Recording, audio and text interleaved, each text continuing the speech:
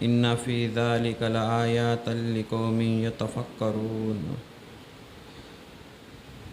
عزیز بھائیو، میں نے سورۃ نحل کی 2 آیات تلاوت کی ہیں۔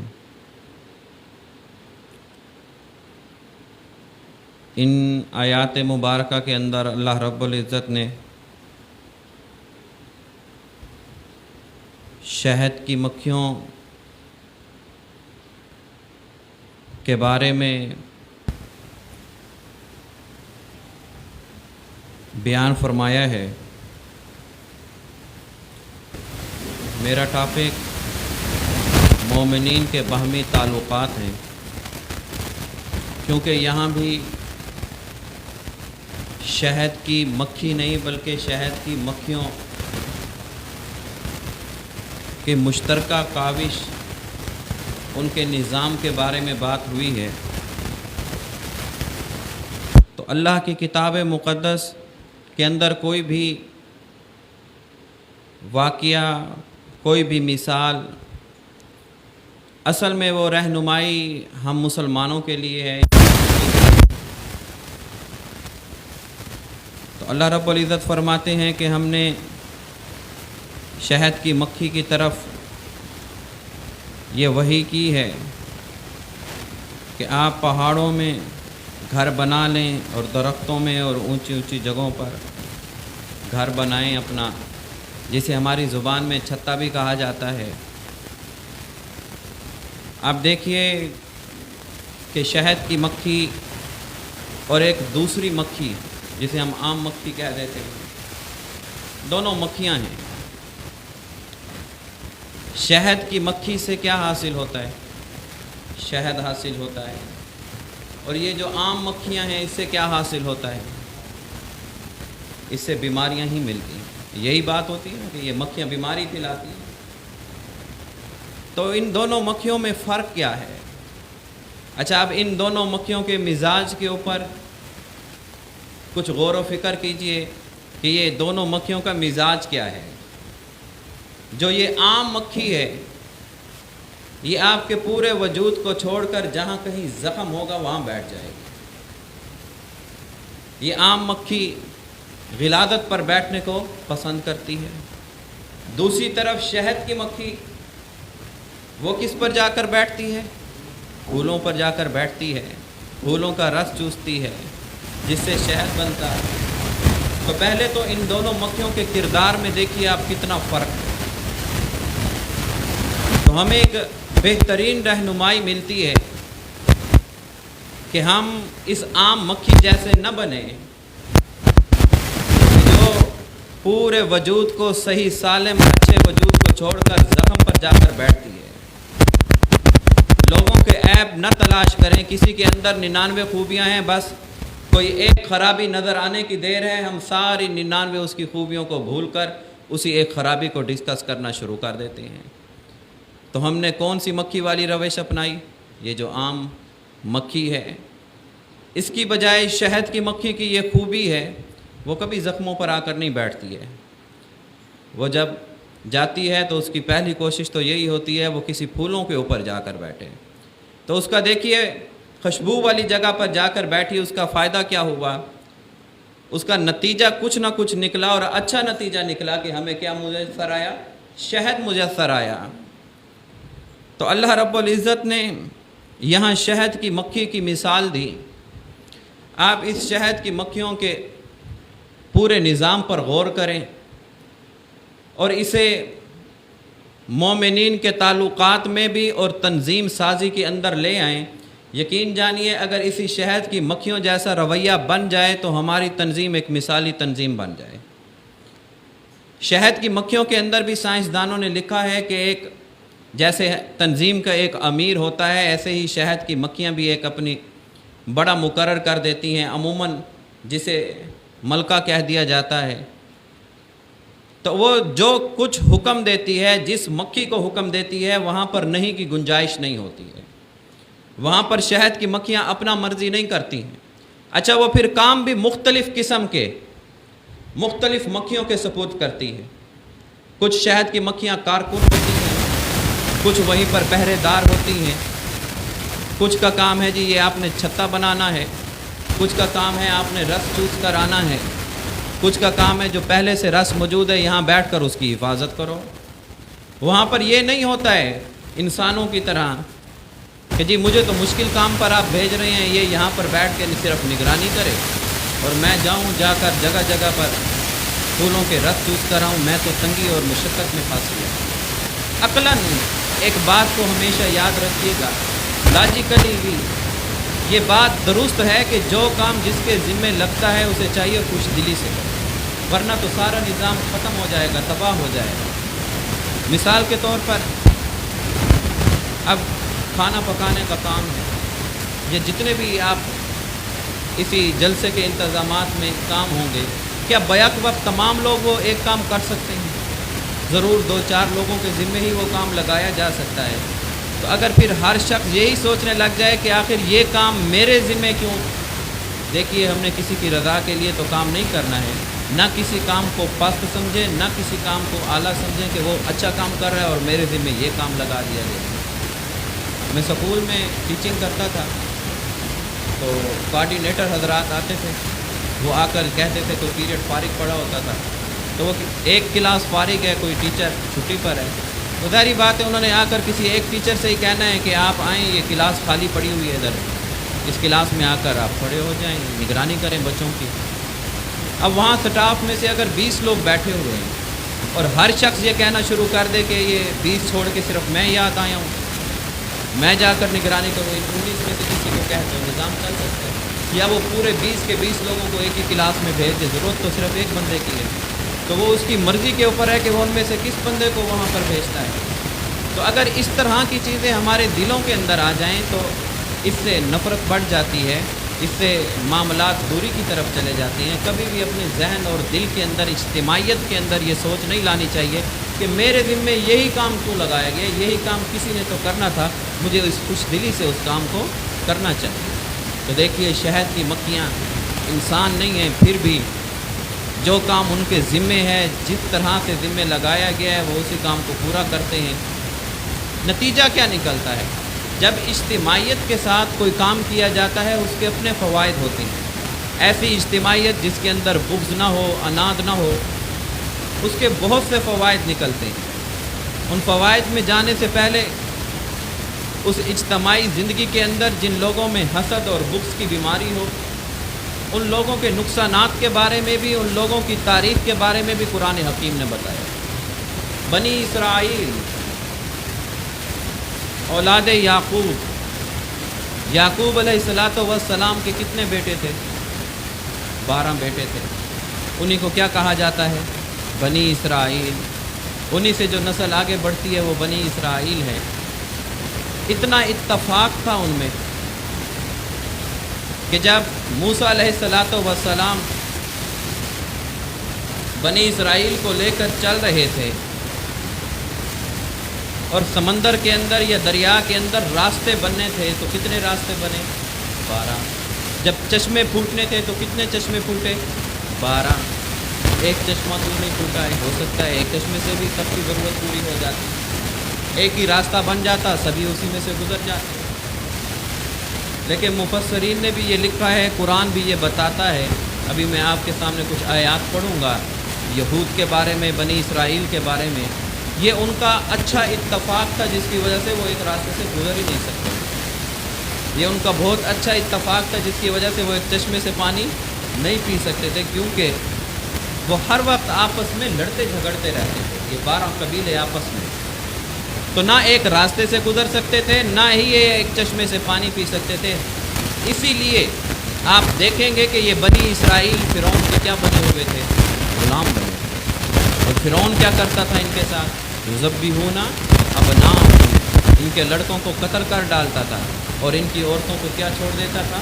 जिंदा छोड़ देता था। आप कुरान से ही थोड़ा बनी इसराइल की तारीख़ को पीछे लेकर जाएं। यूसुफ़ अलैहिस्सलातु वस्सलाम ने अपने इन 12 भाइयों को, अपने वालिदैन को कहाँ बुलाया था? मुल्क मिस्र में।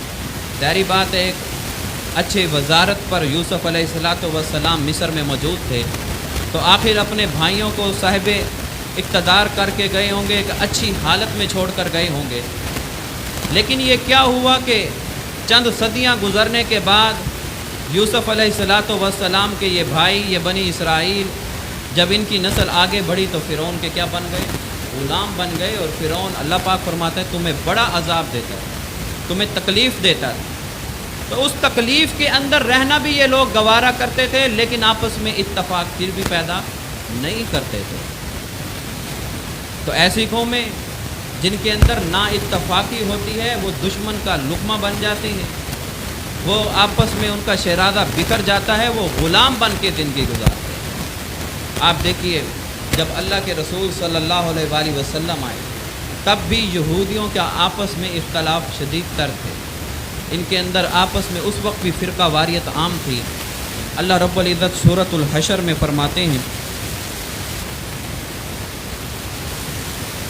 یہودی انتہائی بزدل قوم، یہ شہروں کے اندر بھی قلعے بنا کر رہا کرتے تھے.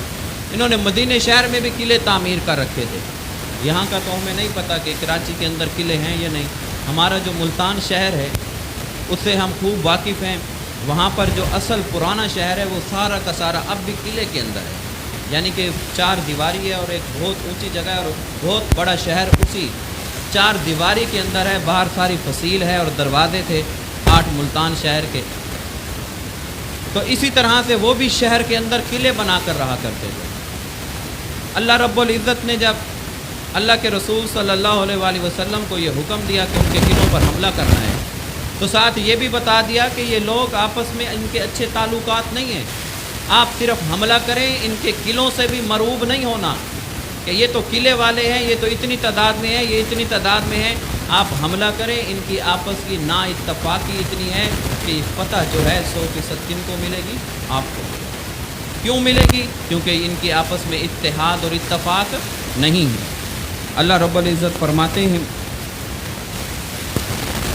بَأْسُهُمْ بَيْنَهُمْ شدید، کہ یہ یہودی جو ہیں ان کی آپس کی لڑائی بھی کیا ہے؟ بہت سخت ہے. تَحْسَبُهُمْ، تم گمان کرتے ہو جمیعاً کہ یہ ایک ہیں، وَقُلُوبُهُمْ شَتَّى، ان کے دل متفرق ہیں، الگ الگ ہیں، جدا جدا ہیں، ان کے دل ایک نہیں ہیں. ذَلِكَ بِأَنَّهُمْ، یہ اس وجہ سے ان کے دل الگ الگ ہو گئے ہیں، قوم لا یعقلون، یہ عقل رکھنے والی قوم نہیں ہے. آپ دیکھیے اوس اور خزرج، یہ 2 مدینے کے اندر بت پرست قبائل تھے، اور مدینے کے اندر کچھ یہودی قبائل بھی تھے. یہودیوں کا کیا کام تھا؟ ان بت پرست قبائل اوس اور خزرج کو ہمیشہ آپس میں لڑاتے، حتیٰ کہ اوس اور خزرج اپنی تمام جمع پونجی ان جنگوں میں لوٹاتے، یہودیوں کو پیسے لیتے، سود پر ان سے پیسہ لے کر بھی جنگیں لڑنی پڑتے تو لڑتے. یہود کے خزانے بڑھتے جا رہے تھے، اوس اور خزرج کے خزانے کیا ہو رہے تھے؟ کم ہوتے جا رہے تھے. لیکن جب اسلام آیا، اوس اور خزرج یہ دونوں قبائل مسلمان ہو گئے. اب یہ اوس اور خزرج نہیں رہے، اب یہ بت پرست قبائل نہیں تھے. اللہ رب العزت نے ان کے اندر اتفاق اور اتحاد پیدا کر دیا. یہی بات اللہ رب العزت نے سورۃ انفال کے اندر فرمائی ہے، اگر تم زمین بھر کر بھی خزانہ ان کے اوپر لگا دیتے پھر بھی ان کے دلوں میں الفت پیدا نہ کر سکتے، بلکہ اللہ نے ان کے دلوں میں الفت پیدا کی. کیسے الفت پیدا کی؟ دونوں قبائل کو اللہ رب العزت نے اسلام کی ہدایت دے دی. دونوں قبائل مسلمان ہو گئے، اور مسلمان کا کیا ہوتا ہے؟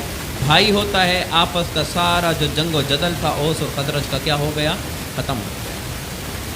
لیکن کچھ اپنا محاسبہ بھی ہمیں کرنا ہے. اوس اور خزرج جب اسلام میں داخل ہوتے ہیں تو ہر قسم کا جھگڑا اور فساد کیا ہو گیا؟ ختم ہو گیا. ہم کیسے ایمان والے ہیں کہ ہمارے جھگڑے اور فساد ختم ہی نہیں ہوتے؟ اوس اور خزرج جب بت پرست تھے تب ان کے جھگڑے تھے، تب ان کا فساد تھا.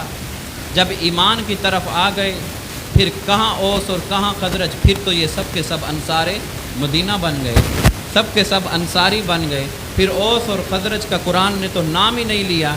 مہاجرین جو مکے سے آئے اور اوس اور خزرج جو کبھی بت پرست تھے آج مسلمان ہو گئے. قرآن جب بھی ان کا نام لیتا ہے تو انہیں کیا کہتا ہے؟ انصار. آج یہ انصار بن گئے.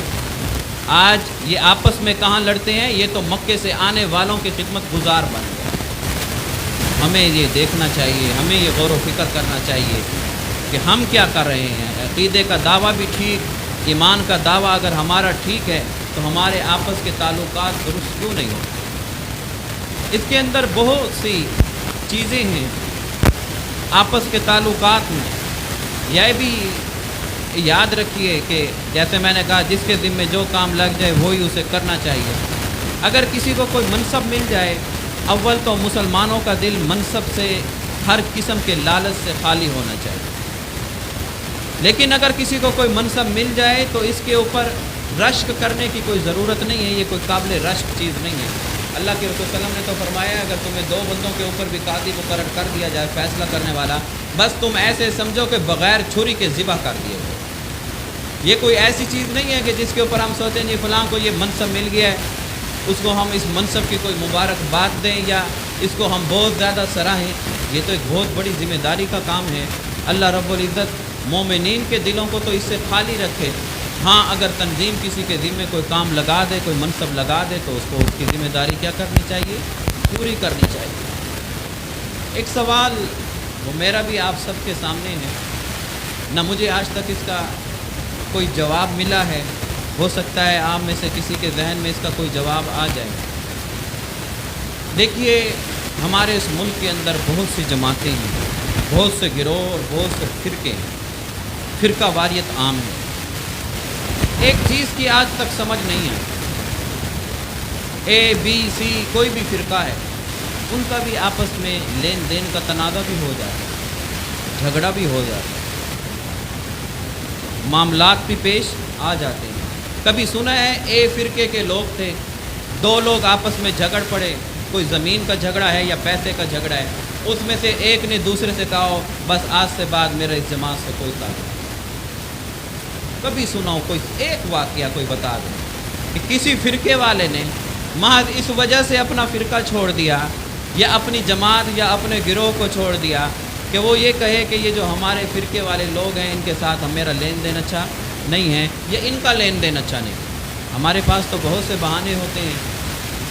جب ارادہ بن جائے علیحدہ ہونے کا تو پھر یہی آخری ہمارا حربہ ہوتا ہے کہ ہمارے ساتھیوں کے اخلاق اچھے نہیں ہیں. اچھا جی ٹھیک ہے، بات سچ ہوگی. اگر آپ کے اخلاق اچھے نہیں تو پھر میں بھی اسی جماعت کا حصہ ہوں، مجھے چاہیے میں اپنے اخلاق زیادہ اچھے کر کے دکھاؤں.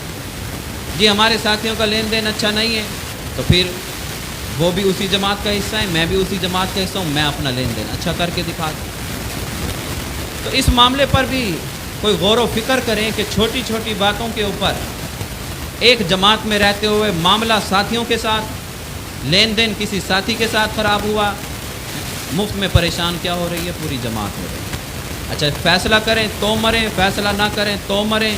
فیصلہ ہو جائے جس کے خلاف ہو گئے سمجھو وہ گیا جماعت سے، اور فیصلہ نہ کریں تو کہیں گے کہ دیکھیے ساتھی ہیں اور یہ فیصلہ نہیں کرتے ہیں. تو یہ سب چیزیں ہوتی ہیں. اگر فیصلہ کرانا ہو تو ہمیں خوش دلی سے کرانا چاہیے، ورنہ آپس کے معاملات کو خود حل کر لیں. فیصلہ ظاہری بات ہے کسی ایک کے حق میں اور کسی دوسرے کے خلاف تو ہونا ہوتا ہے. تو اس لیے اجتماعیت کو برقرار رکھنے کے لیے بہت سی چیزوں کو برداشت کرنا پڑتا ہے. دیکھیے ہم سب جو یہاں بیٹھے ہیں یہ بت نہیں ہے، انسان ہے. ہمارے مزاج مختلف ہیں، ہمارا رہن سہن مختلف ہے، ہمارے علاقے مختلف ہیں. اب جب ہم اجتماعیت کے اندر ہوں اور ہم کچھ بھی برداشت نہ کریں، کسی تکلیف کو بھی برداشت نہ کریں، ایسا نہیں ہو سکتا ہے. وہی تنظیم کامیاب ہو سکتی ہے جو برداشت کرنا سیکھے، اپنے ساتھیوں کے رویوں کو، اپنے ساتھیوں کے معاملات کو، ان کے اخلاق ہو سکتا ہے کسی کا کس طرح کسی کا کس طرح، کوشش میں لگے رہیں کہ ان کے اخلاق درست ہوں، معاملات درست ہوں، لیکن نفرت کسی سے نہ کریں.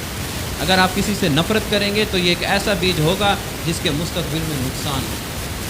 تو اللہ کے رسول صلی اللہ علیہ وآلہ وسلم نے مہاجرین اور انصار کو بھائی بھائی بنا کر یہ قوم اور برادری اور اس سب کو تو سمجھیے بالکل اس عمارت کو زمین بوجھ کر، جو اسلام کے ماننے والے ہوتے ہیں ان کے نزدیک کوئی برادری، کوئی قوم، کوئی اونچا نہیں، کوئی نیچا نہیں، اس سے کوئی فرق نہیں پڑتا کس کی کون سی قوم۔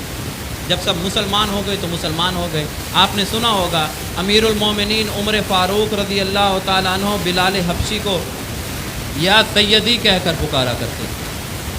کیا معنی ہے سید کا؟ میرا سردار۔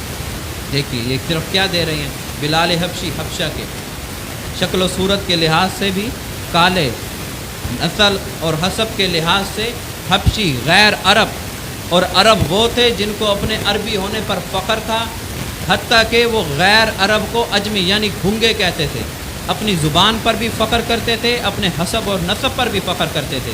آج اسلام آ گیا ہے تو آج کیا ہو رہا ہے، امیر المومنین عمر فاروق رضی اللہ تعالیٰ عنہ بلال حبشی کو کیا کہہ کر پکار رہے ہیں، یا سیدی، اے میرے سردار، اے میرے بڑے۔